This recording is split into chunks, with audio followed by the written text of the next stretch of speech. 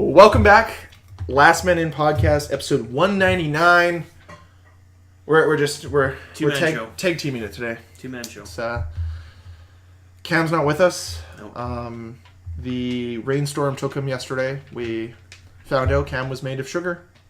I was always told sugar to be sweet, but Cam is not any of those things. It still melts in the rain, though. Yeah, he's just not with us anymore. He can be as sweet as he wants. He's not, though. He's not. He's not really sweet at all. No. He's kind of the opposite. He can be nice. He's like the downside to sugar. He's like the bloating, the upset stomach, the fat gain, the weight gain, the anger that comes with it. That's a little harsh. Yeah, no, I'm just kidding. We just don't have Cam this week. I want to make him feel bad for not being here, even though it's extenuating circumstances because of scheduling. See, what actually happened is Cam is the Skittles guy from that Skittles commercial where everything he touches turns to Skittles, and he accidentally touched himself.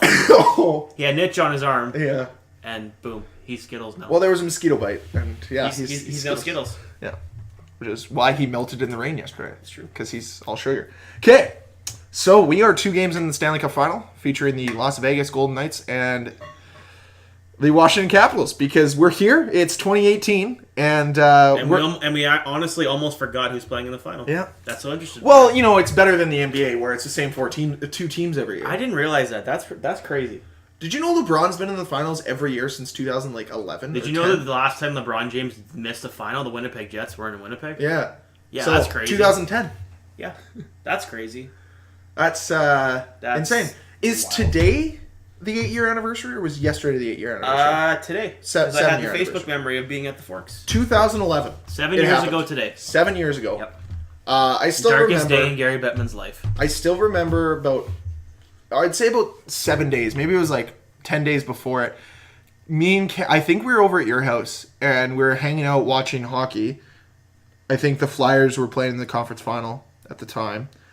No, it wouldn't have been that year. 2011. I don't know who he would have been watching. It was the Boston year, but then there was that false report that a deal was done, or someone said something. And Cam phoned me so excited. He's like, "We're getting an NHL team. We're getting one." And I'm like, "Okay, well."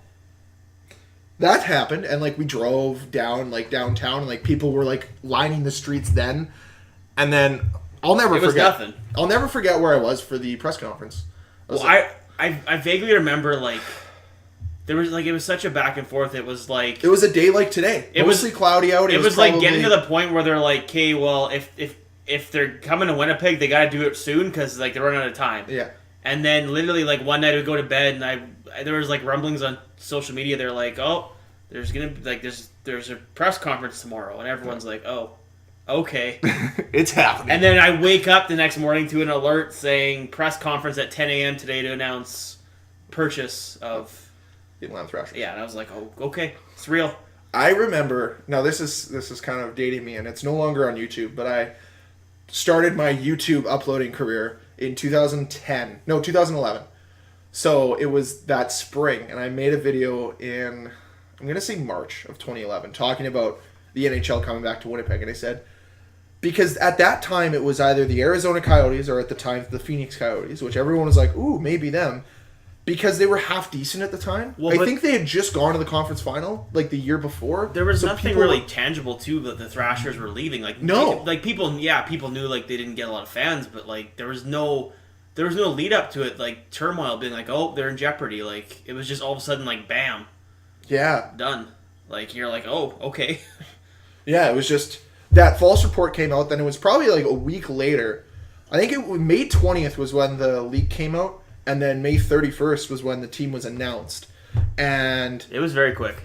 And then they held the season everything had to be done by the 20th of June. And Which it was. But they did the season ticket drive, which took 10 minutes to hit 13,000. Even with Gary Bettman's threat. Oh. You guys better buy all the tickets or it's not going to work. Okay, Gary. And you couldn't have bought tickets faster. Man, they're gone in what? 2 minutes they were all gone? Yeah, it was ridiculous. Yeah.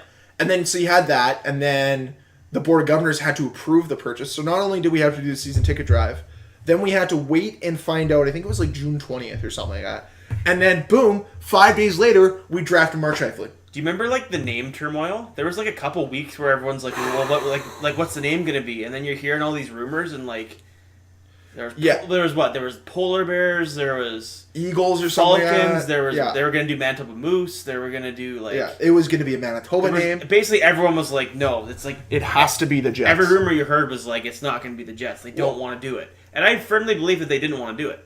Yeah, I think so too. But I think the overwhelming backlash that they got, without ever saying we're not, like they never came out and said we're not calling them the Jets. This is what people were hearing on. Yeah. And it's just, crazy. Well, it was one of those things where I remember at the time, like, well, you have to call it the Jets. Yeah. And some people were like, well, it'd be nice if it was different. I was like, no, it has to be the Winnipeg Jets. Well, like, I don't know if you know, but the Manitoba Moose, like, last couple of years, because the big thing at the Winnipeg Zoo now is the polar bear exhibit, and they have polar bear jerseys. I bet you that was the mock-up for the team. For the Jets. I wholeheartedly agree. Because that was the name that everyone said. They're going to be the Manitoba Polar Bears. And I was like, well, that's really dumb. Yeah. I'm sorry. Because we have a population of like 15 polar bears. It just sounds dumb. But I firmly believe, and you know what? Those jerseys are nice. They are nice. I firmly believe that was they goal. wanted to do. And then, so they had to come out with this, and I still remember there was a leak the day before the draft. Or it was like a few hours before. They're like, they're calling it the Winnipeg Jets. Yeah. And then you see Kevin Cheveldayoff, or no, it was Mark Chipman said it. Yeah. And I'm going to call Kevin Cheveldayoff to make the first pick of the Winnipeg Jets. And you could tell he's like, I don't want to do this, but I have to. I would love to have a sit down. I think it'll never happen, but it'd be such a cool conversation. Just sit down with Mark Chipman and be like walk us through the steps of like what it took to get there. Where were like the roadblocks? Because clearly, I don't think they did everything differently than Jim Balsillie, because we all remember what that escapade was. Selling tickets before you even purchased the team. When you're like, that'd be like you and I selling tickets to we're gonna go sell tickets for the Grand Forks NHL team, and and doing it. Yeah, and doing it. But he went about it the wrong way. Yeah. And the Mark Chipman was very hush hush, very kept close to the chest. We always thought it was going to happen, but we never knew there was a possibility. And once it happened, I'll still never forget that first preseason game. But once that truth happened, that it came back after 15 years of not being here, it felt right. And obviously, whether you hate Gary Bettman or dislike him, he essentially brought the Jets back, because he could have ex-nayed. He had to approve it before it even went to the Board of Governors. Yeah. So he was like, this is going to work only if these steps are made. And Winnipeg has done that. And we've seen 7 years of ups and downs, with a huge up this year, but huge downs along the way that, in all reality, could have sunk the team if the fan support wasn't there. And the fans have been absolutely outstanding. Whether or not you think they're good fans or what, they're still paying the prices to go to the games. There's still overwhelming amount of support for this team. What I'm curious about is, at the time, there was 2 or 3 years of, there were 2 or 3 seasons in a row where at the end of the year for the Coyotes, they're like, was that the last game they played here? Well, so many times. And the only destination was Winnipeg. Like they said, if a team moves, it's Winnipeg. That's the only place. And then I do think the suddenness of the Thrasher thing, I think it kind of forced Gary Bettman's hand a little bit. I felt like he's like, I felt like NHL knew if they had to go to Winnipeg, they could, financially and all the logistics of it. But I think the suddenness of that, I think it forced his hand a little bit. I'm curious if Winnipeg was trying to get in, say, the expansion route, would it be as easy? Because look at Quebec and look how much of a struggle that's been for expansion. So if timing really hadn't worked out, if the owners of the Thrashers at the time didn't sell, how much harder would it have been for Winnipeg to get a team? Because the Coyotes still have not moved. And the Thrashers probably, I guess the writing was on the wall, they probably would have. But, say they found another owner to keep the team there for a while, and the Jets had to go the expansion route, it wouldn't have happened. I don't know if it would have happened. The one thing that works in the Winnipeg's favor over Quebec is the fact that we're centralized. So we're not a western city, we're not an eastern city, we're right in the middle. Yeah. So you're not forcing more eastern teams, which is part of the problem with Quebec. Is if Arizona had gone there, it wouldn't have worked. And I also think part of the problem as to why Quebec's not getting anything. Like, if Quebec and Winnipeg both had, if like Quebec had their arena in 2011, I think there would have been real talk about what they could have done. And they might have gone to Quebec over Winnipeg, but Winnipeg was ready. They had kept their cards close to the chest. They had everything in order to be able to do it, and I think Chipman was a big reason. I think just the way that he handled it. I mean, I'm sure he knew for several months. Yeah, that I'm sure that he had conversations and they're like, you know what, you guys are going to get at some point, you guys are going to get something. So, like you said, I would love for them to do one of those, like, what is it, those E60 or whatever they do.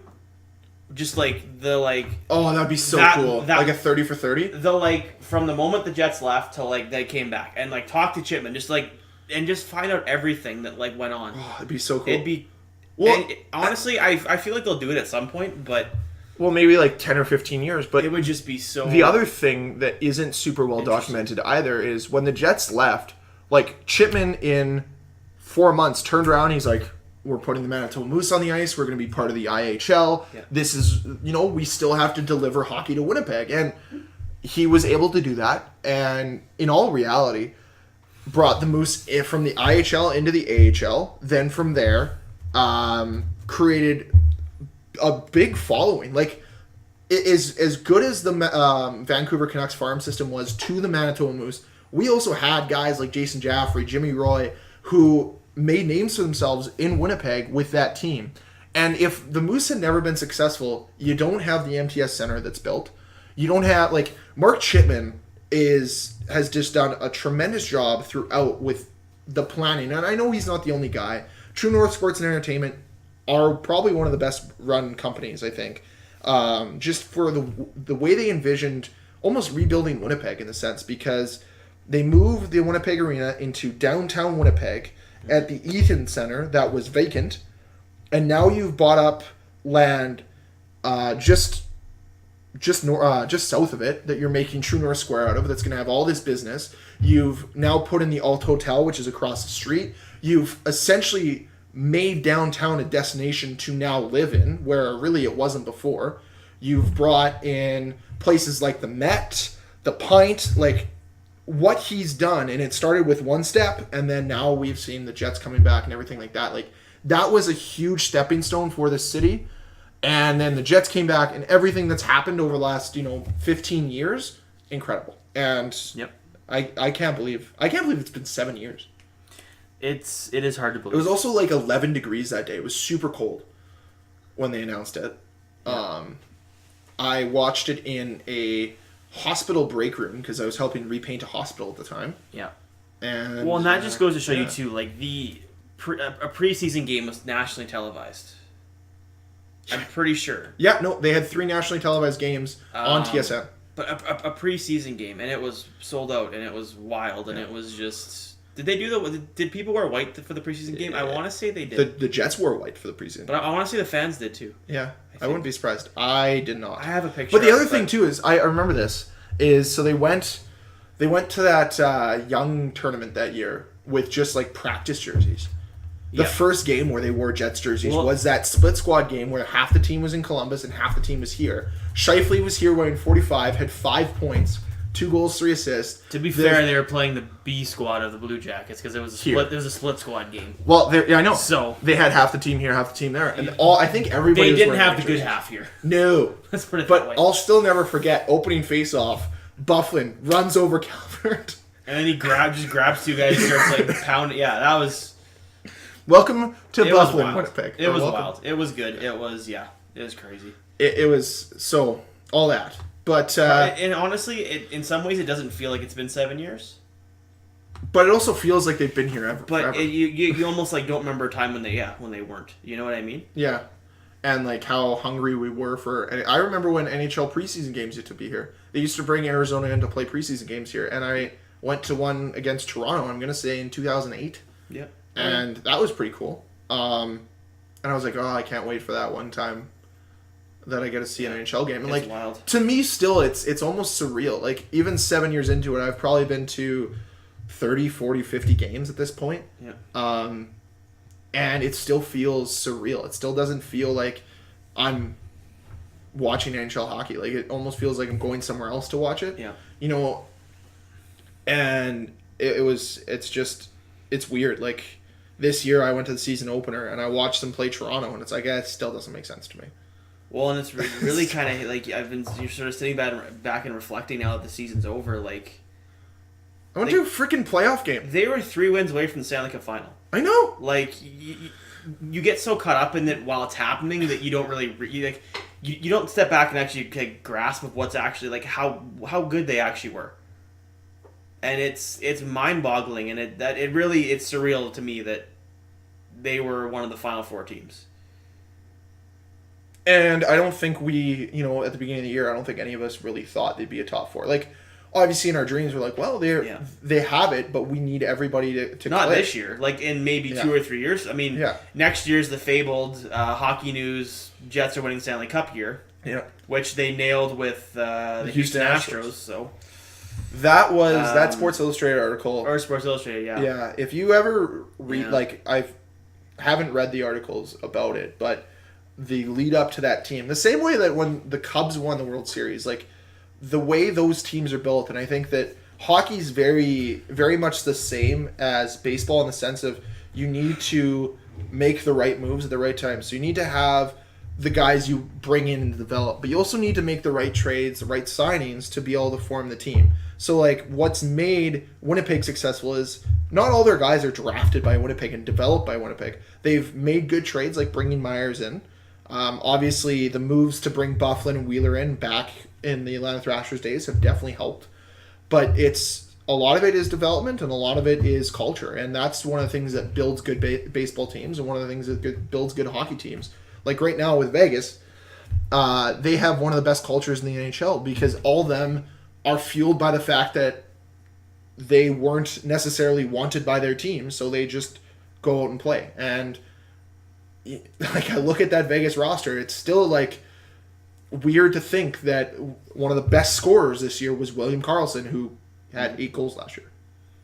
And I still they're going to regress next year. I don't know. I mean, they're talking that they're going to go after John Tavares and Erik Karlsson. So if they do, they have the cap room. I know. So if they do that, I don't see how they're going to regress. But I mean, I still see all over social media people. They could also get Oliver Ekman-Larsson too. But people saying, "Oh, well, the Golden Knights they were given too many good players. Like they have this great team." But their team, like, there's no way on paper their team should be anywhere as near as good as it is. So I don't get that argument from people. People saying they were given too much. It's the same How people can that you literally say they were given too much? Like, I just don't get that argument. I feel like people just say that because they're mad and they're like, wow, this is BS. And I think it's a good time to move over and talk about the Knights, and then we'll talk about the Stanley Cup Final, first 2 games in a second here. But I do want to focus on the Knights and focus on that expansion draft because there is a lot of like negativity from a certain section of fans who are saying, how embarrassing is it for the NHL that a expansion team is not only in the finals but also could win? No, that's awesome. Do you know why that's awesome? Because like I said a couple podcasts ago, you have some kid in Las Vegas right now that is watching this and saying, I want to be a hockey player when I grow up. And that could be the next Austin Matthews, the next John Tavares, the next Erik Karlsson. And it's awesome because we literally, when we reviewed the expansion draft, we laughed at their team. Yeah, we did. Because they didn't even take, on paper, they didn't even take the best players they could have. No. The other thing, too, which somebody had asked the question of how the Knights have affected Las Vegas. Their hockey registration is up like 200%. They're estimating that in the next 3 or 4 years, they're probably going to need to build at least 2 or 3 more multiplexes to support the amount of hockey that's going to be there. That is a lot different than what happened in Phoenix. And I don't know why it's resonated more with the Las Vegas community more than it has with the Phoenix community. But for whatever reason, it's working in Las Vegas. So if you can get young people to play it and you get young people to fall in love with it, that's how you create a success story there. I will be curious to know, like you said, if they do regress, say, because they did, like, going into this year, they took some veteran guys who are UFAs this year that they probably had planned on selling off at the deadline for picks. Yeah. And they didn't. So do you keep these guys? I mean, I guess you try and keep them around now, but How can you not? somewhere down the road, you're going to maybe wish you took the picks and sort of built this team, long term. I get that they still have prospects and stuff. Well, they don't have the deepest prospect pool, which really is what it is. But I'm just curious. So, like, if they do regress, say they have a couple really, say they win the Stanley Cup this year, or say they lose in the final this year, and then they're a good team next year, but say over the next 5 years they slowly fall out of contention and they have to go through some rough years. Okay, That's where I'm going to be curious how much of a following they get, because. And the point was brought up on the other day when I was listening to the radio, and they said, look at the Florida Panthers. They made the Stanley Cup final in, I think, their second or third year in the league. Yeah. And same thing. They're like, this is great. This is going to build hockey in Florida. Now look at it. Yeah. No, that's fair. So I'm a little skeptical. I still don't think it's a hockey market. I think having as much success as they have so far will help in the long term, because I feel like they've drawn a lot of people into it. So I think even if they have some rough years and then maybe they go through the typical rebuild years and then pop back up, you might see a lot of fans come back.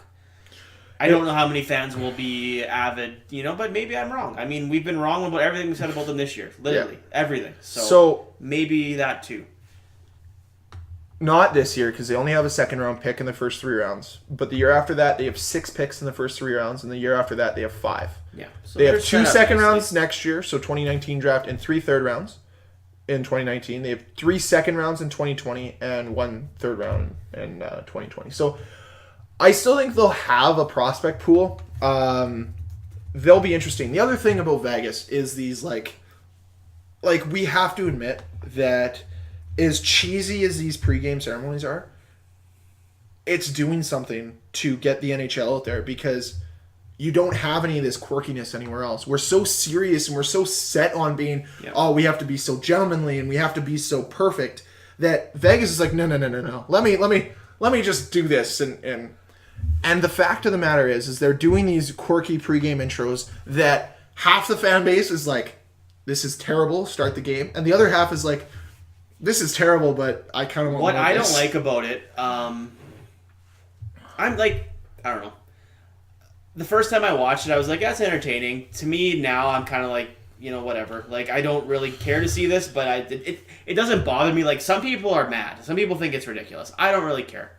The thing that I don't like is that they basically have free reign over what they do. I'm pretty sure the first game of the final, it was like a 17-minute pregame thing. And the game was supposed to start at, I think, like 10 after 7, and it started at 7:30. Yeah. The NHL needs to go to them and say, you can do whatever you want, but you have to start the game on time. Because I do think it's unfair for the visiting teams, because I do think the Knights are used to it. And I don't think it's fair. So, say, how many teams next year are going to start doing 17-minute intros and pregame ceremonies? Is the NHL going to be okay with it? Like, you can't just you can't say, like, you literally, if the Jets say we're going to have a 17-minute Chris Jericho Fozzy concert before the game, the NHL can't go to them and say, oh no, like, you can't do that. Only Vegas can do that. You can't do that. No, so but I think you know what? If you want to do it, but make sure that game starts at 7:05 or 7:10 or whenever the puck's supposed to drop, you drop the puck. But what you're doing is you're getting people to stay. Essentially, they're watching that, and then you're getting them to stay on the television longer, which means they're going to see more commercials. But I agree with you. I think that if you have a little excessive. It is. So you have a 7:00 game, 7:10, 7:15. I think that's that preconceived notion of it's a 7:00 game time, 7:15 puck drop makes sense. It's like with baseball. It's a 7:00 game time. And you know what? 7:07 first. The live audience is still going to get the show. You're still going to attract, because the main thing is they want to attract people in Las Vegas to the team. Yeah. And you're going to do that. They're going to get the show. They're going to get the it's just, So game 1 they had Little John as the outside performer. So he performed outside. And then yesterday inside they had Imagine Dragons do Whatever It Takes, which I did see that. Which why not? Why doesn't Nashville bring in country artists to Like, they have them singing during intermission sometimes, but it'd be great pre-game. Why not? Gets everyone jacked. Not me jacked. I would just love one team next year to do something and see what the NHL does. Like, don't even tell them. Just do it. Just do it. And just see what happens. I bet you it's a shitstorm. Toronto brings on Drake to sing whatever, God's right? plan. God's plan, but with rehashed lyrics that are Shanny's plan. But in all honesty, right? Like, I mean, I would love for one team to do it and just see what happens. See if it applies to everyone. Yeah, just see what happens. See if he's biased. And I'm not implying that there's a bias towards Las Vegas, but I just think they need to sort of, just make it a little more organized and timely in a timely manner. But that's fair. Also, I said this last week, and I'll say it again: a goddamn night cannot cut a Jet play in half. So, but that was sweet. It was cool. It was cool. Honestly, I'm over the Vegas. Like, I'm over the flash and the appeal. Like, I get it. It's Las Vegas. I've been there. It's a super fun place. But, like, honestly, I'm over it. I'm not. I don't care. I'm soaking this in because it's different. I'm finally down for something different. For so long. Well, it's different, but, like, for so long though, like, I've been so, like, one track mind. Like, oh yeah, we need to have all this respect, all this sanctity in the game, and it's like, no, I want the game to be fun. I want it to attract people and be like, yeah, this is fun. For sure, but you just... Somebody, like, there's a guy I follow on Twitter. His name's Down Goes Brown. He has one book already, which is awesome. He's coming out with a new book about the 100 most ridiculous things in the NHL. He made the quote that makes the most sense. The best game or best sport on the planet, the most ridiculous league. And I think the NHL gets voted the most ridiculous league, especially with everything that's going on with the CTE lawsuits and everything like that, which we can get to later in the show. But I do want to start, obviously, 28 minutes into the podcast by starting with the Stanley Cup Final between Washington and Las Vegas. Yeah, we are 2 games into this, and it has not disappointed. No. This is probably the most exciting Stanley Cup Final in the last couple of years. Because last year, we were halted right away in Game 1 with that stupid offside call. Is it bad that I'm trying to remember who's been in the final the last, 3 or 4 years? And then the year before that, San Jose couldn't register a shot. And then before that, it was Chicago and Boston, which was... No, 2015 was what? Chicago and... Tampa Bay. Was it Tampa Bay? And then the year before... Oh, yeah, it was. Then the year before, the Kings basically schooled the Rangers. Honestly, the last really good final was Boston-Vancouver. Yeah, and this one is feeling that way. Just the way that... Far. So, it comes out, Vegas scores the first goal. Washington comes back, scores 2 more. Vegas scores. Then it's like 3-2. Then it's 3-3. Then it's 4-4. And it's like, holy crap, this is exciting. Well, this is what I want. This is hockey. This is goals. This is what you want in the sport. Well, I Gary Bettman's sitting there like, yes, this is perfect. think it helps, too, that you have 2 teams that I don't think many people thought would be there. And you have 2 teams who, up until last night, had never won a Stanley Cup final game. Yeah. They now have both won a Stanley Cup final game, but crazy. It's just... I do think that adds to the excitement, because as much as you might like watching the Penguins, like, after a while, you're like, yeah, I've seen them, though. It's Phil Kessel who's going to score from the wing. Sidney Crosby, he's going to dominate down low. Malkin's going to be a big center. Like, yeah. No, they have the talent. It's I nice. agree, and, like, honestly, like, my excitement level going into the final was pretty low. I don't know. Maybe I'm burnt out from the Jets and all the emotion with that. But my excitement level was very, very low. But I've caught some of both games, and it's actually been pretty entertaining. Well, it's so fast. It's fast. They seem pretty evenly matched, which I don't think a lot of people thought. I thought people thought Washington might struggle. Like, with the speed and everything. With the speed and just to keep up, but they've held their... I mean, it's getting a little rough. It's getting a little... Which honestly it's awesome. Is getting a little fun to watch, but... I feel like Washington maybe has looked better than people thought. Yeah, and I don't think Vegas has looked as good as they looked against the Jets. They're not getting as lucky. Well, and that's the thing, right? They're not getting the bounces, and Fleury... He's playing good, but doesn't look... He doesn't look inhuman. Which, like, in the series against the Jets, like, he literally, whatever he did, the puck found a way down. And in this series, it hasn't, and... Those bounces are going the other way. Like, last night, for instance, you had that goal by Brooks Orpik that goes off of Alex Tux's elbow, hits the ice, bounces, and goes in. Marc-Andre Fleury is in perfect position to stop that. He's square to the shooter, but it makes a weird deflection. With the Jets, that was going off the post. That was going into Fleury's pads. And that's just what it's like to be a goalie. You sometimes get those bounces, you sometimes don't. And that's the crazy thing about hockey is you can be as skilled as you want to be, but sometimes you need luck on your side to prevail. Well, and I think the Caps, it's been really evident against the Jets that, Vegas is fast and aggressive. So if you make a mistake, they're usually in a pretty good spot to take advantage of it. Well, last night... Washington locked it down last night. It was they played boring hockey when they were up, but you have to. Yeah. Well, that's the thing about Vegas is very good at, if they get a lead, they'll be very hard to get back. And that's one of the biggest things that hurt the Jets is I think Vegas scored first 4 of those games. All 4 games they won, right? Vegas scored first. It is very hard to play catch up to Vegas because they're so fast. They play a very good defensive system. But if you can get that one goal, and I honestly think if the Jets in both games 2 and games 3, if they don't let those quick goals in, it's a much different game. Because if they can get the next goal, if they score and get a lead on Vegas, they would have been able to maintain a much different game because Vegas can't play that run and gun. Then we'll go into the shell style. They have to play that run and gun, which opens them up to more opportunities, which is what we saw against the Jets in game 1. Where the Jets just blew them open because they scored, and then Vegas trying to play catch up and just. Well, and Washington's done a couple things that a lot of the other teams haven't been able to do. In both games, Vegas has scored first, and in both games, the Caps have come back to take the lead. Yeah, 2 straight.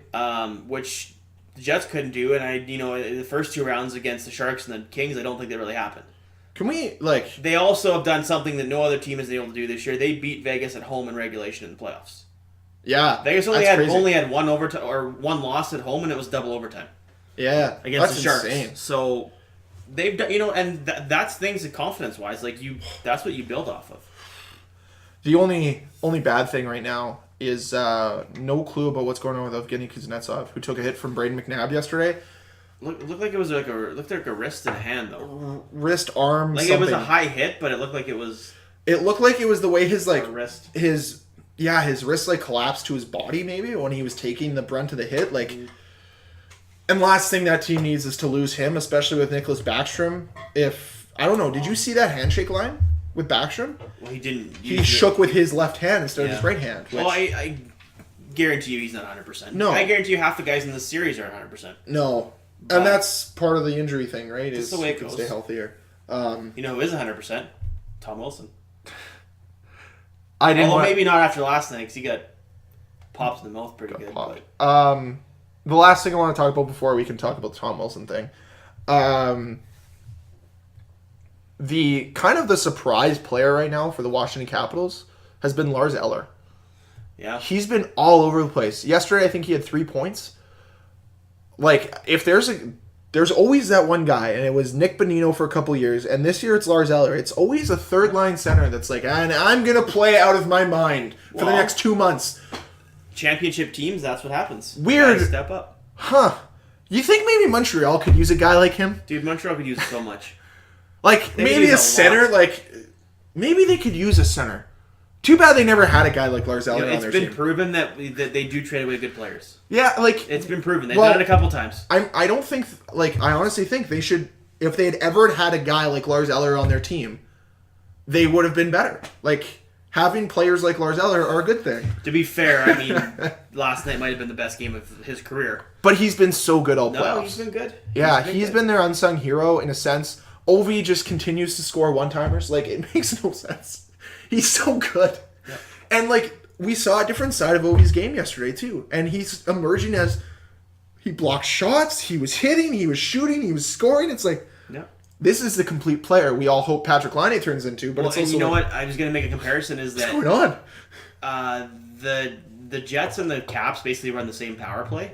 Yeah. Which during game 1, they felt the need to... When Washington was on a power play, Jim Houston be like... Oh, there's Nicholas Backstrom. He's the Blake Wheeler of this power play. Oh, there's TJ Oshie. He's in Paul Stastny's spot. Oh, look, there's Kuznetsov. He's in Mark Scheifele's wheelhouse. And I'm just like, okay, we get it. You're comparing. It was really annoying. But in the Jets series, Patrick Laine had 2 one-timer goals, power play goals, and he had a ton of chances that they felt content to take away the slot shot and give him those shots and let Fleury stop them. Yeah. Which for the most part Fleury did. So they're doing the same thing with Ovechkin. I don't know that you want to do that though. I mean, you tested your luck against Laine. I mean, he did get 2 on you, but you can't always rely on Fleury to be there. So I feel like that's a bit of a dangerous strategy for them. Yeah. I mean, it worked against the Jets. Don't get me wrong, but I wouldn't let the best goal scorer of our generation have free shots from his favorite spot. If Laine put 2 in from there, I mean, Ovi's getting at least 3. He's so good.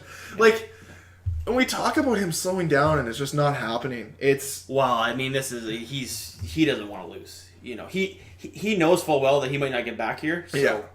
And that's the crazy thing. Like, the way that he... And we haven't had a podcast since they won. The way he, like, grabbed the Prince of Wales trophy, he's like, this is mine now. Mother Russia thanks you. Did you see his reaction when Holtby made that save last night? Oh, my God. On the bench? That was hilarious. That has to be the save of the year. Of the playoffs. I was really happy because I'm like, oh, look, another freaking bounce for Vegas. Guy dumps it in and it goes straight in front of the net. Yeah. Like, come on. And, sometimes... But Ovi's reaction on the bench, that was hilarious. That was so funny. Oh, my God. And you see him on like TV. Hearts, like, you see him mouthing, oh, my God, and, like, grabbing his face. It was hilarious. That save, like, Holtby outstretching, paddle on, like, just on the ice, grabs it. Not only that, but the fact that there was no rebound, no nothing. It goes into, like, into his blocker, and he's able to smother it. It was like, holy crap. Yeah, and you know what? They win the game now. Like, they have to. Holtby looks like the Vezina winner he's been. Like, he looks like he's playing great. Which, now it comes down to Holtby versus Fleury, which we've heard before. And yes, the last 3 years we've heard that. And honestly, like, I feel like the Caps have a lot of momentum right now. Why after the game they played yesterday and after the way that Holtby's playing, I feel like, and going back home, if they score that first goal in the Verizon Center, the fucking roof is going to explode. If they can win Game 3, I think they're in really good shape. Well, they have home ice now, right? Because they split in Vegas. That's what you want. That can be taken away pretty fast. Especially Vegas, who's a very good road team. But I think if the Caps win, when is it, Saturday? Yeah. I think they're in good shape. Yeah. I agree with you. I think a Game 3 win, and then if they find a way, which I doubt will happen, but if they found a way to be up 3-1, going back to Vegas for Game 5. And you can toss Game 5 and win at home in Game 6. Win at home in Game 6. The Kings did it in 2012, and it worked great. I'd lose my mind.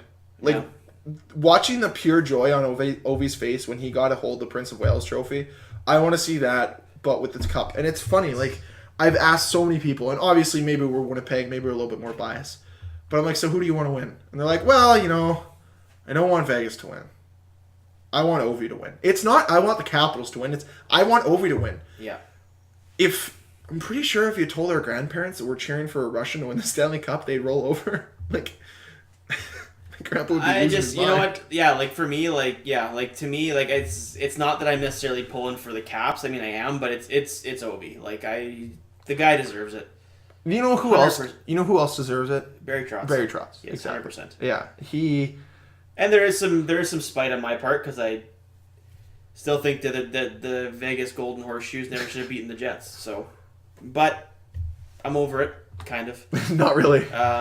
Wait until next year when they play each other. No, I just hope the Jets pound them. They get them twice on the road though next year, twice in Vegas, or it's half Vegas, half Winnipeg fans. That's fine. I'm gonna go again. I hope that's my goal. Is I want to go again next year. You know what every other team should do? When Vegas comes into town, they should have like a big pregame show and just not tell them.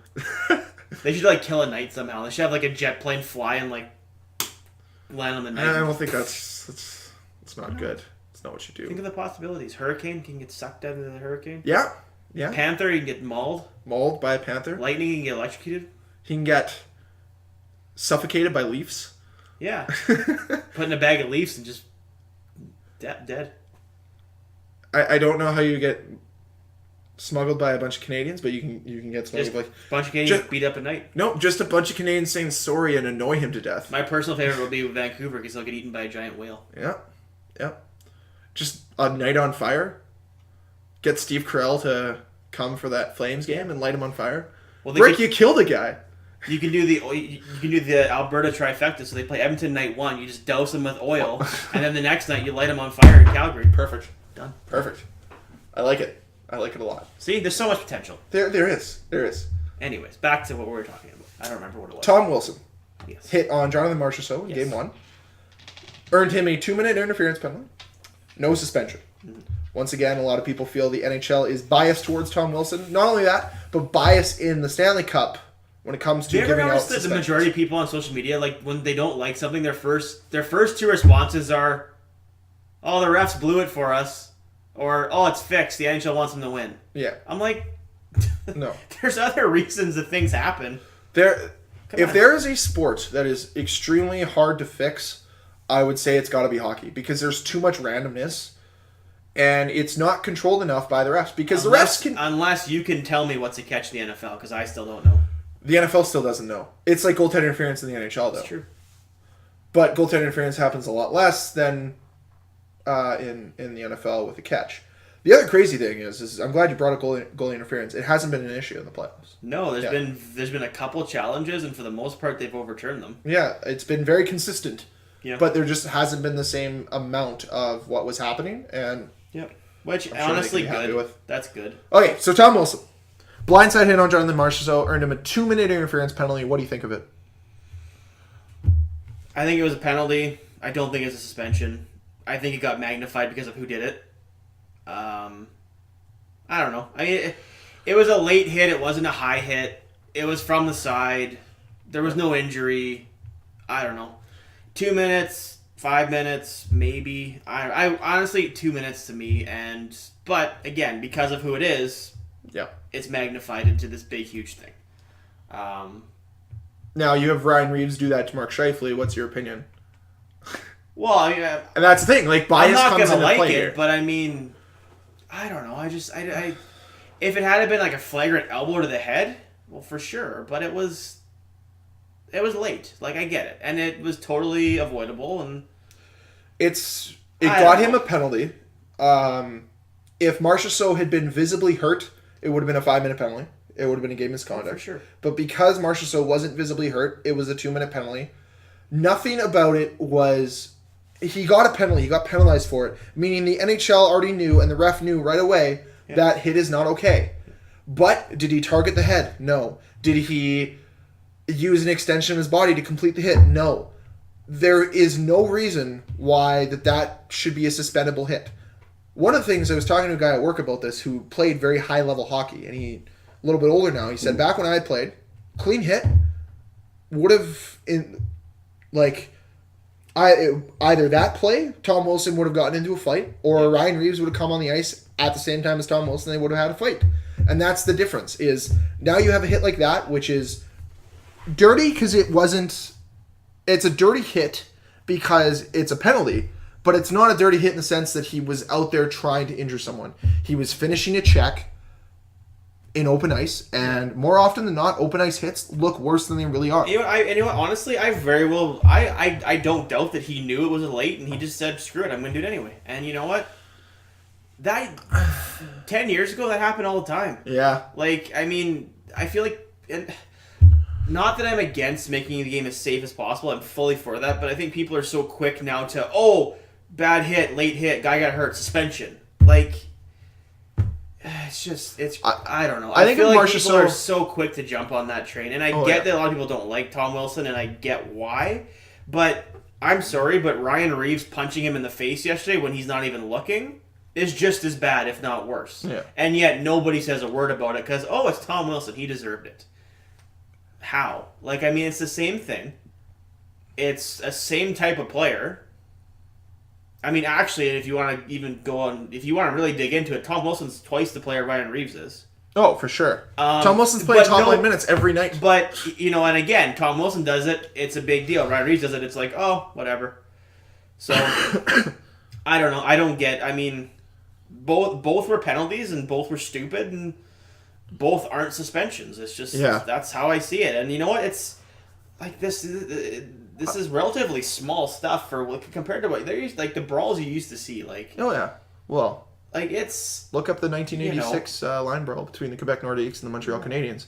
And that historic game that was, or was it there's an Ottawa and Philadelphia one from the playoffs in like 2003 where there's like 4 guys on the bench left or something. It's there's lots of stupid stuff like that, and there's lots of there's headshot. There's been years where there's headshots galore and sucker punches, and we're seeing a lot less. It's less of that. The game has definitely cleaned itself up, and like if you think the worst thing about this, if you think like this is the worst thing that can happen, it's just ridiculous. Like how you change a player's mindset isn't just through suspensions, and people think it's only through suspensions. If you give a player a penalty for making a stupid hit, you're still setting that into the player's head that I can't do that. Yeah. And like I kind of get where he's coming from, where he's saying, well, I thought it was clean. I still think, like, I think sometimes, like, I've done it enough times where I've taken penalties, I'm like, that's not a penalty. And I've told that to them. I don't think that's a penalty, and the ref thinks it is, so it's a penalty. So I don't think he wants to come out and say, oh, yeah, like, I shouldn't have done that, because then the NHL is going to, maybe he feels that the NHL will, because he's already under the microscope. He's covering his ass, maybe, but he's already under the microscope. I think he knows if he does anything, like, he's over the line. He's done some things that are, on that line, and if he goes too far over, he knows he's suspended. He knows. So. Well, the other thing too is, again, sorry, just not to interrupt you, but maybe it's because I don't watch him play enough. I still don't find him. I don't think he's an overly dirty hockey player. I just think he toes the line between what you can and can't do. But I don't think he's out there hurting people like intentionally. Here's the weird thing. What I mean is he is a big body. He plays a big game. He's like what Milan Lucic used to be like before Lucic went to the Oilers. And I think he plays that role very effectively. I think if you saw Ryan Reeves play the amount of minutes that Tom Wilson plays, I think you could put them in the same boat as dirty as one another. Neither of them are dirty players, in a sense. They both put themselves in inopportune situations because of the way they play their games, where they'll go for that hit that might be a second late, but they're not going out there using extensions of their bodies to hit people. They're not doing those things on a regular basis the same way other players do. They're not out there trying to slew foot guys. They're not out there trying to stick guys in the nuts. They're out there playing hockey, but they're on the line when it comes to the body contact of the game. Yeah, I agree. So, and I get why people don't like him, and I get why people have a problem with it, and I get it. I'm really sick and tired of, like, I know that everybody can enjoy the sport the way they want to. They can enjoy their fandom how they want to. But if you say, I don't want this team to win because of this player, regardless, like, you gotta take it out and say, which team would you rather have win? Like, if your honest opinion is I'd rather have Vegas win, then it's okay. But if you're on, like, anybody but Washington because Tom Wilson, it's like, are you really enjoying the sport then? Well, and the thing that, question for you, what's worse? Tom Wilson's late blindside hit, which resulted in no injury, or Braden McNabb's forearm shiver to Evgeny Kuznetsov, which resulted in an injury? What's worse? Well, I get that the injury wasn't to the head, but there's a hell of a lot of head contact on that follow-through. Yeah, the crazy thing is that should have been a penalty. And no one's saying a word about it. At full time, the ref missed the penalty, right? He missed the call. For sure. Is it suspendable? Probably not. But it should have been an elbowing for 2 minutes. For sure, I agree. He didn't jump into the hit too much. His follow-through was a little high. It was just a follow-through with the forearm that got him. Yeah, no one's talking about it, but it's because if you don't have a reputation, people don't really give a shit what you do. Yep. Until you get that reputation, then people are like, they put you on a microscope for everything. But yeah, the Braden McNabb hit is one thing you want out of hockey. And Kuznetsov did mostly everything you can do. He got close to the boards. He wasn't in a danger area. He got close to the boards, tried to impact himself for the hit. Unfortunately, I think one of his wrists kinked and got kinked in him, or his arm broke, which I hope didn't happen. I hope he's there for Game 3, because if they don't have him for Game 3, that team isn't as strong, obviously. It's a big loss. Well, he's leading the playoffs in points, or at least was last night. Yeah. But more often than not, like for whatever reason, like whenever a star goes out, you usually see the team thrive. Well, you know what I mean? Like Washington did it without Nicholas Backstrom for 3 games. You know, and the thing is, like, you know, if say he's done for the series, they only have to win 3 games without him. So not like they have to go on a run without him. They have to win 3 games. That's true. And they have home ice advantage now, like you said. Yeah, that is a good point. Or at least home ice is even now. They each have no, they have home ice. They have home ice. They have 3 games left. Yeah. So, like each team has because Vegas only has 2 home games. No, to win, you're right. So I mean, Washington has 3. It's a big loss, but I don't think it necessarily changes their fate. No, I mean it makes it harder for sure. Well, because who's the odd guy out? I don't even know who the odd guy out in Washington is. Who are they not? I'm just gonna look on Cap Friendly and see who they have. Yeah, like who's not playing? Washington Capitals. They still have like $8 million in cap space. Well, and that's the thing. Like that's for next year. Yeah. Right now. So, oh my God, they have so many people to sign. John Carlson is one of them. Madison Bowie's another. Okay. By the way, Michael Kepney has been awesome. Very good, yeah. Left-handed defenseman. He's a UFA. Maybe somebody should go after that. Okay. So who would come in? Travis Boyd looks like it would be the guy. Yeah. So I mean, it's whoever comes in is not going to be as good. Or they move Chandler Stevenson to the center. Or Jay Beagle. Jay Beagle's already playing center. Yeah. Well, I guess they could do that too. By the way, Jay Beagle, UFA, Toronto. Yeah. There you go. Oh, I love him. He'd be so good. He's so good. So while we're talking about, while you were talking about points, how crazy is it that we're 2 games into the Stanley Cup final and Mark Scheifele is leading the playoffs in goals, and Blake Wheeler is leading the playoffs in assists, and they're not even in the final. That's very interesting. Now Ovechkin's got 1 less goal than Scheifele. Riley Smith's got 2 less assists than Wheeler. So likely they won't finish first, but that's just wild. Yeah, and they've played the same amount of games. Like, Washington's played more games, but Vegas has now equaled the amount of games that Winnipeg played. Yep. At some point, you got to think that maybe Vegas is going to fatigue a little bit, but it doesn't show it. So what do we think for Game 3? I don't know. Saturday night in Washington. Saturday night. Do we get former President Barack Obama to come do a speech to hype everyone up? 17-minute speech for the game. 17-minute speech about hope. Yes. Give hope. Yes. That's what he should do. I don't know. I mean... Or should we get a rap battle on stage? There you go. Let's do a... Who's famous? I mean, besides like political figures, who's famous from Washington? Famous DC singers. I literally can't think of anybody. Neither can I.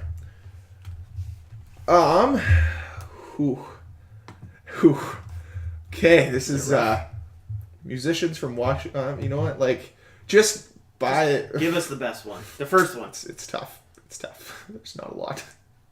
There's not a lot of ones that I know. They could get Nonchalant. Don't know who that is. All right. DJ Spooky. Like, these are just the most ridiculous names that I'm just trying to say. Are there any... This is not very good. How about comedians? Maybe they could get a stand-up show before. No, you know what? If I can count Google as correct, Sam Jackson is from Washington, D.C. Samuel? Yes. Al Jackson? Yes. I do. Get him in there. Nope. He'll drop all the MF bombs. No. You get Dave Chappelle out there to do a stand-up show beforehand. There it is. Bill Nye the Science Guy. You can do a science show. Perfect. I need all these... Suck on that, Vegas. All these motherfucking pucks out of this motherfucking net. Exactly. It'd be great. All these motherfucking net pucks in that motherfucking net. Make it happen. Sam Jackson. Let's go, Samuel. You got this. What do I see happen? I don't know. I feel like momentum's on Washington's side, but Vegas, I don't know. To me, they can bounce back and win very easily. So I honestly, I don't know. But the crazy thing is Washington's now proved in 2 games, like granted they didn't win game 1, but they played very well, that even if Vegas scores first, they can come back. They can strike. Yep. And I don't know if I can say the same about Vegas. If Washington gets that first goal, how quickly they'll be able to respond. Because they haven't played behind a lot this season, never mind this playoffs. I will say, if the Caps win on Saturday, I feel like the ball is firmly in their court. No pun intended. Well, maybe pun intended. I don't know. Yeah, but I feel like if you win game 2 at home and then you have game 3 at home, if you win game 3 at home, you have game 4 at home as well. With the momentum that they've got, I feel like the momentum's on their side. If they win tomorrow night. Yeah. If they lose, I mean, you still have game 4 at home. Yeah. But if you win, puts the ball in. If you win, you're in a pretty good spot. Yeah. Vegas has to win 3 or 4 on you. And I don't think you can get ahead of yourself either and think, okay, we need to win it. You focus on tonight, you let tonight happen. And that was the model with the Jets always. It was, tonight. Like, focus on now. You can't change the future, can't change the past. You focus on tonight and you say, we have to play our best hockey tonight. And I think that if Washington plays the way they're playing right now, they'll be just fine. I'm not concerned. Like I said, I picked them to win because that was more of a heart pick than a brain pick, but I think they have I feel more confident in them today than I did yesterday. Yeah, so do I. Even though I didn't pick them, but technically, my heart wanted them, but my head's like, I have to go. Like, yeah, they lost the first game, but honestly, that game was back and forth. It was probably the best game of the playoffs. It was good, and then like yesterday, like they shut Vegas down, which not many teams have been able to do. So. No, the best game of the playoffs is that game 3 between Nashville and Winnipeg. Is that the one the Jets were down 3-0? Yeah, and came back. Then Nashville later tied it. Then Winnipeg got the lead and scored 2 empty netters. Yeah, I think it's a big game on Saturday. So the last thing I want to touch on before we're done for today, obviously, game 3 Saturday night. Watch it, but. Gary Bettman did a State of the Union address where he talked about many things, including Seattle's expansion. They are not voting on it this year, like this season, so before the end of June. Mm-hmm. They're looking at probably December or even into 2019 before they vote on it. After the success of Vegas, do you think there's any reason why they wouldn't vote unanimously on this? Probably not. I think it's a foregone conclusion. 500 million, something like that. So, and they've sold the tickets already, right? Or they've gotten the commitments at least, right? Yeah. I think it's a foregone conclusion. I'm curious to see how teams approach the fantasy draft, the expansion draft. Yeah, so am I. I think a lot more teams, because there was a lot of side deals last year.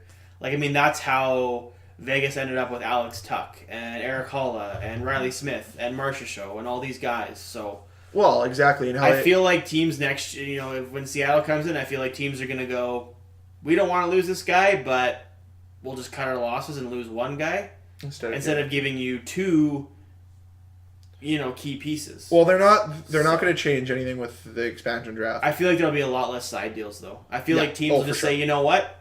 Like, for example, Matt Dumba, we love you, but sorry. We can't lose Alex Tuck and Eric Holla. And I get that Alex Tuck was a blip on the radar and no one knew who he was. He never played a game in the NHL, but, that's the risk you take. And yeah, for sure. So I feel like there'll be a lot less side deals.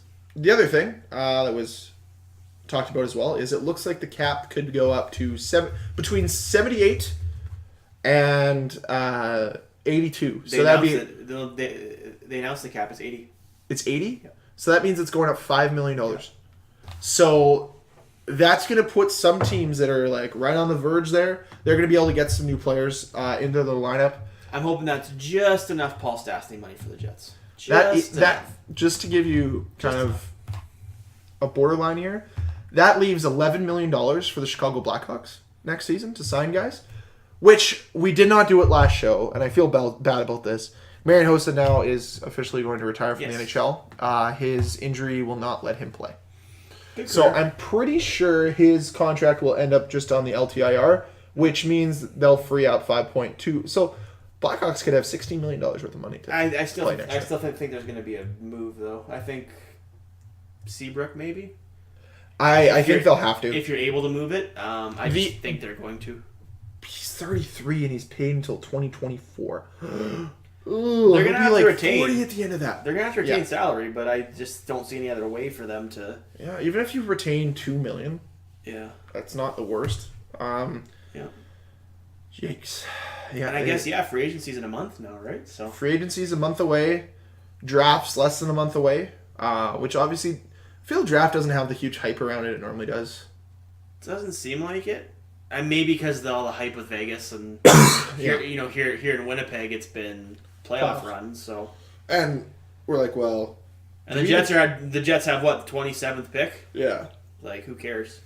No. Well, actually, you know what? They don't even have it because they gave it away. So for the Jets, it turns to re-signing the young guys, and can they keep Paul Stastny? And well, they'll have a very obviously it's going to be interesting. They're out ahead of it right now because they get to have essentially an extra month to talk to Paul Stastny, figure out what he wants, and they can make it into their cap. They have a very interesting summer. It's going to be interesting, and it could go so many ways. Honestly, there's either going to be a couple young guys that they can't sign, or they're going to make a trade. They're going to get rid of a veteran because I just don't see them being able to keep everybody for next year. They have $25 million right now. Yeah, but if you figure Jacob Trouba's what, 6? Yep. Connor Hellebuck's 6. Yeah. Josh Morrissey, if they bridge him, 4.5. If they bridge him, what, 3.5? If not 4. Yeah. So that's already $16 million. That leaves you $9 million. Like, you've got to figure Stastny's going to want what? $5 million? Part of me thinks that maybe they move Tyler Myers. Or Kulikov. But are you able to do that? I don't know. Kulikov's got a moderate no trade. Yeah. Tyler Myers does not.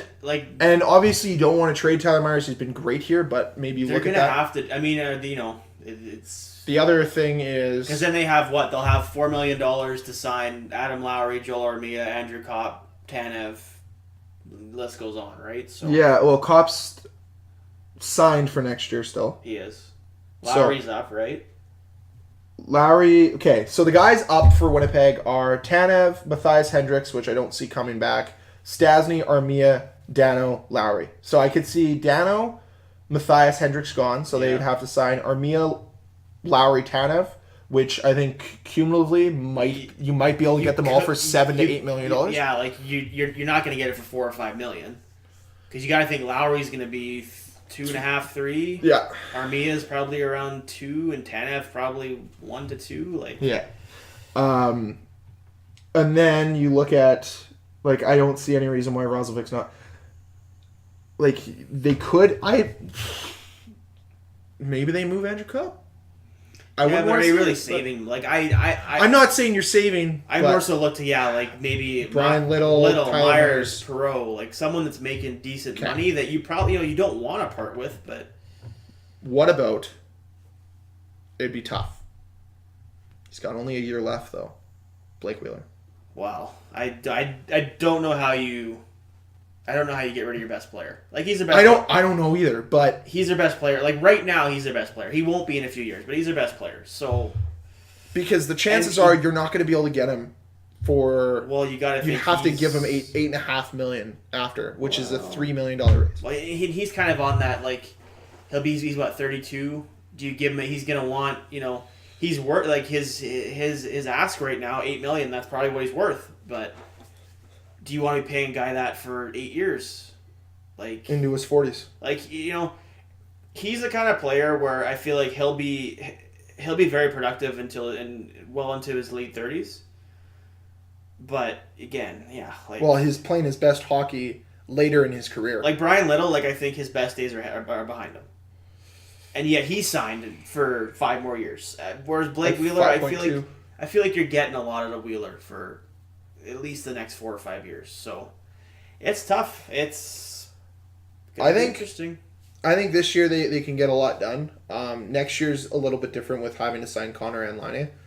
I think they can keep Little this year, let Little groom Rozovic a little bit more. And I think that if you keep that Perreault, that's a guy that I wouldn't mind seeing moved, even though I don't mind him. But if you had Perreault, Rozovic, Little as a line, Rozovic would learn off those guys, and then for a year, and I think they'd be a productive third line for you. I guess the way I'm looking at it in my head is like, to me, Paul Stastny, like he's the number 2 centerman, right now, whether he's I think Little's 3. So I feel like Little, like I just feel like he's the guy. Like, and again, I don't know that you're able to move him, but I feel like he's the guy that you just they don't need. So if you trade Brian Little, and the other thing is he just signed a 6-year deal that kicks in next year, and I'm pretty sure he's got a no trade. No movement clause. Yeah, so you got to think he's happy here. He's probably not going to want to go. It's a good problem to have, but it's going to be interesting. It's definitely an interesting. At the end of the day, there's going to be someone that is the odd guy out, and that's just the way it's going to be. Or Cheveldayoff just creates magic, and he's like, "And I signed everyone, and we still have $6 million in cap space." Well, I mean, maybe Stastny takes a lower salary, and they get some bonus money. How old is he? He's 32. He's 32. You give him a 5. Like, here's the thing. But again, and I'm going to ask you this because after how well he played in the playoffs, like he had 15 points in 13 games, or how many games did they play? 17 games. Like he was almost a point a game. Like he can cash in. So here's my question to you: if let's say they decide, okay, this is the team we want, we're able to get them in. Are you okay with having guys like Wheeler, Little, Bufflin signed to their late 30s? For a lot of money, but the team's declining because of those salaries? If you've won 2 or 3 times, if you've won 1 to 2 times, like the Chicago Blackhawks, you have the Chicago Blackhawks situation, but in 3 years, are you okay with that as a fan? Because this is the summer that's going to determine whether or not you want that. I feel like it's inevitable with every team that sort of gets to that contending mode, but the other thing too is you have an expansion draft probably in 2 or 3 years. So if you need to unload somebody, I also think a big thing too is if they win the whole, like say the Jets win the Stanley Cup next year, that changes things in my mind. Yeah. Maybe you don't need Wheeler. Maybe you don't need these guys. But if they get close again and don't win it, then what do you do? Because there's still that window's still open. And it's why, like, here's the thing though. And I still think that if they had won the Stanley Cup this year, this whole do we bring back Paul Stastny thing, they probably could have just let him go because they brought him in, they did what they wanted to do. But the fact that they got close and he fit in so well, now it's what do we do going forward? And I think that's going to be a huge thing. And you might find maybe, the other thing too is say the Jets they're near the top of the league again, and at the trade deadline you haven't signed Blake Wheeler. Is that a distraction? I don't think it is. I think you think it's okay going into the playoffs saying our top, our best player's not signed, or do you have to have a deal in play? You have to have them locked up just to. No. I think you can. It's a tough play, and it could become a distraction. Here's the thing: is part of me believes that the players never even think of part of them probably thinks about it, like, what are they going to do? I don't think it's as big a deal as the media makes it out to be to them. They have to pester it because they need to have some type of story. But it's like, why are we pressing this all the time on these guys where if you never put it in their heads, I doubt they think about it nearly as much as everyone else. Maybe Blake Wheeler thinks of it for his family, and he's like, I'd really like to get a deal done, but I'm more focused on this season. You know what? We can figure it out after. I have tons of time. You still have time. So they have to decide. I think they're already going to decide this summer with the signings they're going to have whether or not they're going to sign Blake Wheeler next year, regardless of what happens. What happens this summer makes that happen. Doesn't mean they're going to make a deal until probably July 2019 or June 2019. But I think whatever they do this year will put in place for what their plans are with Blake Wheeler. Because in all reality, the crazy thing is I don't see it happening. But let's say for one reason or another, the Jets are out of the playoff spot. Blake Wheeler's the guy that's gone. They'll trade him. He's very movable. Totally. He has a very nice contract. Yes. Well, he's not gonna. This next deal is not gonna be so nice. No, Well, it'll be what he's worth. You don't get 90-point guys for 5.75. Unless you're John Tavares and Blake Wheeler. Yes. Except John Tavares can make a lot of money. Unless you sign those deals when you're young, and then it's going to be interesting. And the last thing was this lawsuit with CTE, and the NHL continues to rear its ugly head. Is there have been multiple owners that have now come out and GMs that have said, well, the player told me he was okay to play, so I let him play. Owner saying, I don't even know what CTE is. That was the Boston Bruins owner who said that. You this probably don't want to be saying that. This is going to be a terrible thing for the NHL. As good as everything's been, this lawsuit could really hurt them. Yep. So we'll see what happens there. Obviously, we'll follow that as time goes by. But I find it cool that they're actually I haven't really watched much yet, but they're actually releasing the testimonies from the case. I find that's interesting. One old lawyer asked Jacobs, have you ever heard of neurodegenerative disease known as CTE? No. Jacobs, who later stated in the deposition that he couldn't remember reading about CTE or recall it being discussed at league meetings, was asked if he knew what that CTE was found in the brains of former football players. Article continues. No, I don't. How about former professional hockey players? A lawyer then asked. I don't think so. I don't know. You don't know.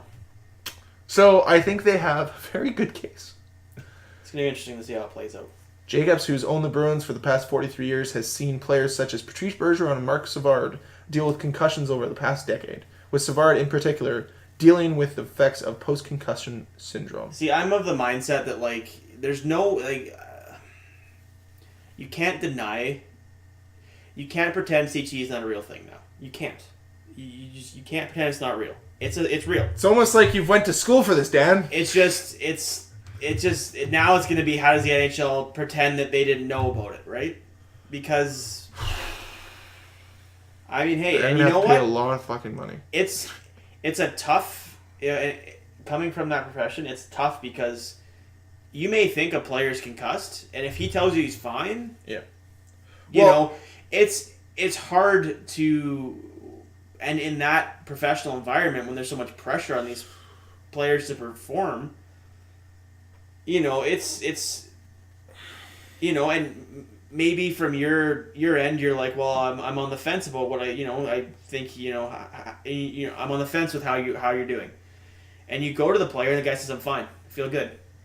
Maybe he checks out all. Maybe you do concussion testing and he checks out fine. Maybe he's not fine, but he checks out fine. There's no way you can know that. Mm-hmm. And it comes back later and it bites you in the butt. But that's the downside to the whole issue, is that sometimes you just don't know. Now, having said that, there's probably certainly a lot of cases where they know full well that they should not be in. Yeah. And they're in. No, I think part of it, which doesn't get talked about a lot, and I've seen it a little bit why am I getting a phone call from Georgia? I'm not answering it. It's the owners of the Thrashers. They want them back. No, maybe it's Arthur Blank. Maybe. The owner of the Atlanta Falcons. Okay. What was I saying? Yes. Buying a bed means everybody has my phone number now, apparently. Okay. Regardless. That's what happens.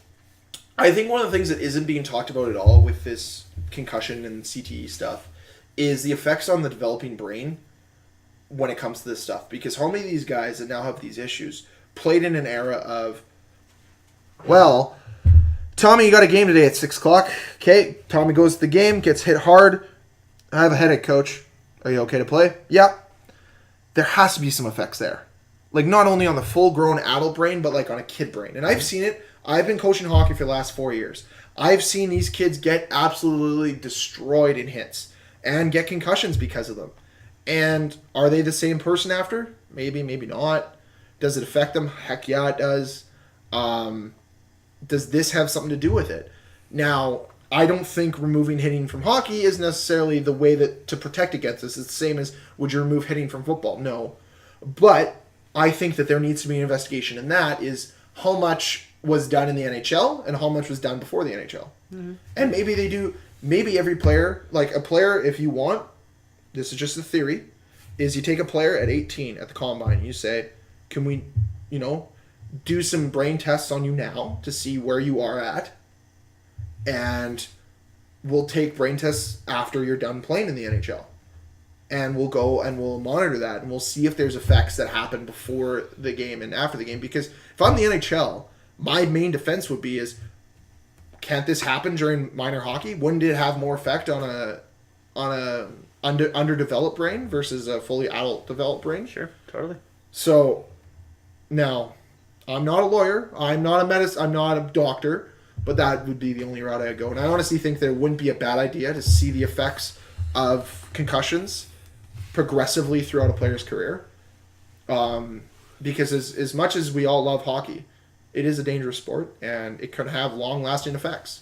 But you played it, I played it. How many times? You get hit hard? Are you okay? Yeah, I'm fine. My head's pounding, but I'm fine. Well, and you might feel fine, right? Yeah, you don't feel woozy, right? You might not feel crappy until the next day. Several hours later, the next day. I had a concussion when I was younger, and it was from hockey, and I didn't feel great after, but I felt okay. But the next day was brutal. I never had one. I don't think I've had one. That's the thing. Like, yeah, I've had close calls, but I don't think I've ever had one. Yeah. One time, the worst thing that I've ever had happen to me was I was playing at the outdoor rinks, and it was like March, so it gets slushy right by the edges, and I took out and went right onto the boards, smacked my head, blacked out, but I never felt weird. I went out and skated after. Like, I never felt out of it. I just blacked out. Well, and the other flip side of it too is, like, you can have concussions and be okay.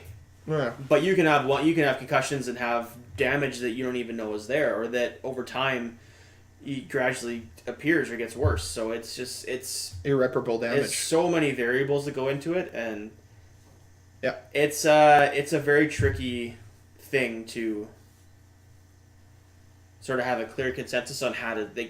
You're never gonna fully prevent it, but you can do everything in your power to keep people safe as you can. That's all you really can do in the end. No, I agree with you wholeheartedly. I think that's... There's always going to be a degree of risk when a contact sport.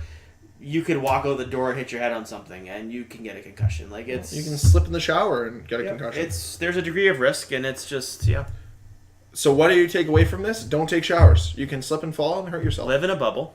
Never leave. Yeah, get one of those hamster balls. It might be sweaty.